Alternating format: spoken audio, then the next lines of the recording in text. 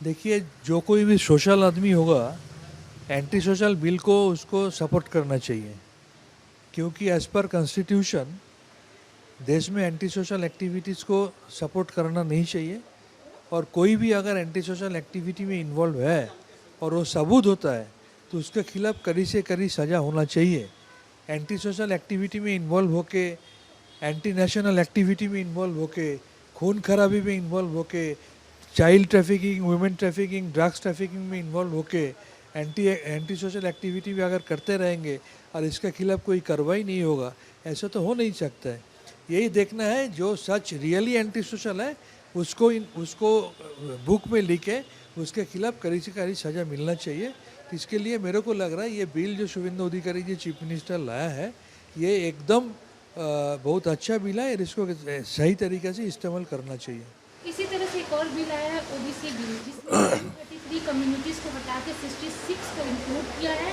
Reservation quota भी 70% से reduce करके 7% कर दिया गया है। देखिए, schedule caste, schedule tribe, OBC जो लोग होते हैं, हम लोगों का ये इंटेंशन क्या होना चाहिए, जो पिछले वर्ग का आदमी है, जो schedule caste, schedule tribe, OBC में बिलोंग करता है, उसको थोड़ा ज़्यादा सुविधा डेवलपमेंट के लिए मिलना चाहिए।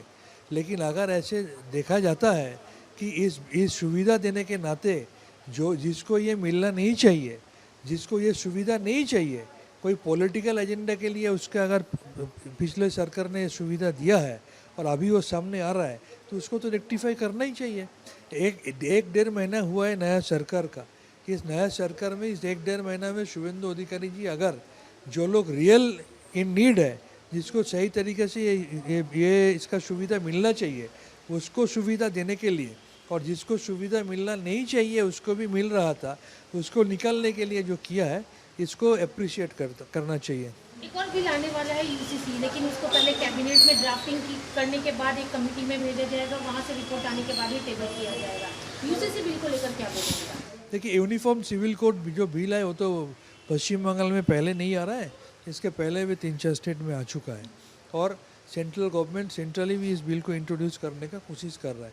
यूनिफॉर्म सिविल कोड के द्वारा अगर एक यूनिफॉर्मिटी लाया जाए, हमारा कॉन्स्टिट्यूशन जो यूनिफॉर्मिटी का बात करता है, तो हर एक धर्म को अलग अलग रिस्पेक्ट देते हुए भी एक यूनिफॉर्म नेचर अगर इंडियन सिटीजन को दे दिया जाए, ये तो बहुत अच्छा है। सबके लिए एक तरीका, अगर हम एक शादी करेंगे, कोई और 5 शादी करेंगे, हमको एक शादी करने का हक है, हम एक शादी के ज़्यादा नहीं शादी करना चाहिए, कोई और 4 शादी करेंगे, 5 शादी करेंगे, ऐसा तो होना नहीं चाहिए। देश का डेवलपमेंट के लिए, पॉपुलेशन एक्सप्लोशन को रोकने के लिए, एक यूनिफॉर्मिटी लाने के लिए यूनिफॉर्म सिविल कोड अगर सही तरीके से लाया जाए तो अच्छा है। लेकिन टीएमसी जो है वो इसका अपोज कर रही है। कौन सा टीएमसी? दोनों ही फ्रैक्शन अभी अपोज में ही है। देखिए, अब तो टीएमसी का बात जितना कम बोला जाए उतना अच्छा है, क्योंकि आप ये देख रहे हैं कि ये टीएमसी जो सत्ता में था 15 साल, ये हाथ का वोट का निशान मिटने का पहले ये टीएमसी मिटने वाला है। 80 जो एमएलए जीते हुए थे उससे 66 निकल गया, 29 जो लोकसभा एमपी था उसमें 20 के ऊपर निकल गया, राज्यसभा का जो सांसद था 3 ऑलरेडी रेजिग्नेशन कर दिया, असेंबली में आपस में लड़ाई चल रहा है। इसका मतलब ये है, बंगाल का जो जनता जनार्दन है वो ये हिमालयन करप्शन के लिए और करप्शन करने वालों को मदद देने के लिए, और मेरा जैसा आदमी जो करप्शन के खिलाफ आवाज़ उठाया था उस टाइम पार्टी में रहते हुए, हम लोगों को पेनलाइज करने के लिए, हम लोगों को सज़ा देने के लिए ये बंगाल का जनता जनार्दन अभी टीएमसी को रिजेक्ट किया है। कोई भी फॉर्म में टीएमसी अगर आए तो उसको मानने के लिए और उसको इज्जत देने के लिए बंगाल का जनता अभी तैयार नहीं है। टीएमसी का जो 21 जुलाई की रैली होती है उसको लेकर जो ममता कैंप वाले टीएमसी हैं, वो लोग जो परमिशन मांगे हैं पुलिस से कि विक्टोरिया हाउस के सामने में जगह दी जाए, जो हमेशा से यूज़ की जाती है। इसी से रिलेटेड कुणाल घोष, डोला सेठ और वैष्णव के खिलाफ एक एफआईआर की गई है। एफआईआर तो पुलिस ही कार्रवाई है।